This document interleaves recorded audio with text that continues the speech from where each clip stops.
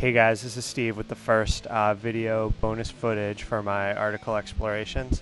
If you want to look at the deck list and description of the deck, you can click in the link in the show info, which is in the upper right. So today we're looking at a deck built around Kulrath Knight, a bunch of -1/-1 counter stuff from Shadowmoor, and Necroskitter. So this is the first match I've played with it, so let's see how it goes. Okay, so I have kind of a slow draw, but I'm going to keep it. Liliana Vesh should help draw me out of it. My opponent's starting out with Vivid Crag, so that doesn't seem terrible. Come into play tap lands will make my slow start not seem nearly as bad. I start off with Mind Stone, which I can also, if I keep drawing lands, just use that to try to draw out of it.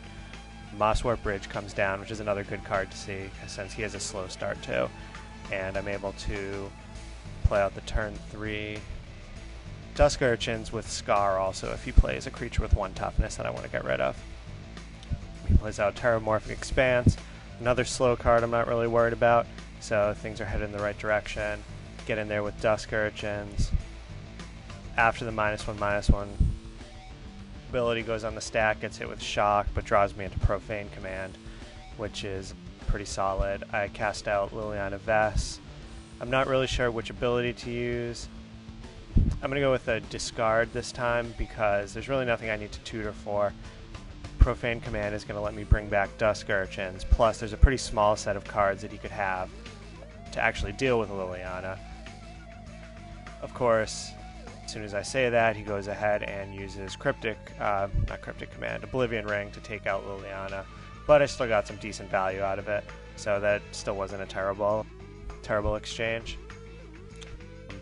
So go ahead, and I'm going to draw into Thoughtseize, which is even better since I have enough mana to use Thoughtseize and also Profane Command back my Dusk Urchins. I grabbed Seaborn Muse, which was his only non-land card, and cast Profane Command for 3, hitting him for 3 and also getting back Dusk Urchins. I just noticed that he has a 90-card deck, so it's not really surprising that he's playing out this wacky assortment of lands.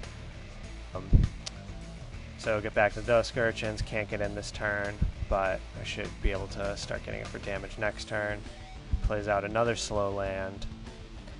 I thought my draw was going to be kind of slow, but his seems much worse. At least my lands all come into play untapped so I can cast my stuff. Although, I mean, he's up to 5 mana by now. I'm surprised I haven't seen anything else. I mean, I have a little too much myself, so fire off the Mind Stone. So he responds with Terramorphic, and I draw into, what are we going to get here? Grave Pact, which, I mean, it's pretty sweet if you ever cast a creature. Should be able to deal with it with everything I have, plus Scar, plus Grave Pact. He's going to untap, play another tapped land, and just pass the turn. So I should be able to get in again with Dusk Urchins. Soul Snuffers, I have a pretty good control setup now. Seems like I should be able to deal with most of what he casts. Shock takes out the Dusk Urchins, but I'm going to draw a card off of it, Thoughtseize. He only has 1 card in his hand. I'm pretty sure it's still a land from when I saw it before, so I'm not going to Thoughtseize now. Instead, I'll cast out Soul Snuffer to get some sort of clock on him, because based on that mana he's setting up, if it goes too long, I might be in trouble. Howling Mine probably helps me as much as it helps him, and I didn't have to pay any mana for it, so I consider that a win. Get in for 2 with the Soul Snuffers. I'm not sure about Thoughtseize. I'll just pass the turn. He still only has that 1 card, and I'm still pretty sure it's a land, although I don't remember. I should probably rewind the video and see. Druid of the Anima comes down, which will get him up to 7 land. Which, if he has some ultimatum or whatever, it's bad news. Go ahead and use Scar to take out Druid of the Anima.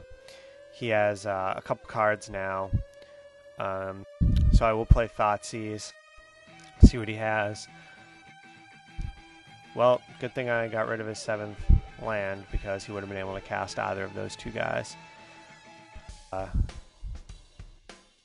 Yeah, I wouldn't have had an easy time dealing with them. Although Kulrath Knight would have kept them out of the red zone, and I probably could have locked things down enough. Mutavault is going to let me get in for 4 this turn. Things are going pretty well.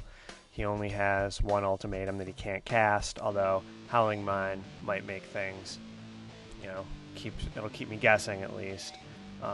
The combination of Scar, Soul Snuffers, and then Kulrath Knight and Grave Pact, I should have this thing pretty well locked up. I can't really imagine many things he could cast that would be tough for me to deal with. Certainly Recross the Paths isn't going to do it. It'll get him that 7th land he needs for his ultimatum. It does show me that I have Necroskitter coming off the Clash, which is pretty exciting. It's a little unexciting that he doesn't have any creatures for me to steal, but what are you going to do? Go ahead and draw my 9th land, which is a little too much, but it's better than not having enough. Activate Mutavault, which is going to let me get in for 7 this turn, putting him down to 1. I can't really imagine losing control of this game. Might as well run Necroskitter out there in case I am able to steal something. This is probably overextending and probably isn't a good idea to do. Wrath of God would be an absolute disaster right now, worst case scenario. Even then, he's only at 1 life. It's definitely overextending, and in retrospect, I shouldn't have done it, especially with my skills to top deck another land. There's Liliana. I would have been able to draw into Corrupt or whatever I needed to finish off, even if he did get the Wrath of God. But he doesn't have anything, and I'm able to get in for 7 or 6, even without the Mutavault. So that wasn't exactly the most exciting one in the world, but I decided I was going to take a video of the first game I played with the deck. So there it was. Hopefully you guys liked it. Check out the article if you want to read more game reports and also see info on card evaluations and deck lists and all that sort of stuff. Let me know if you have any feedback, anything I can do to improve this, and see you next time. Take care of yourselves.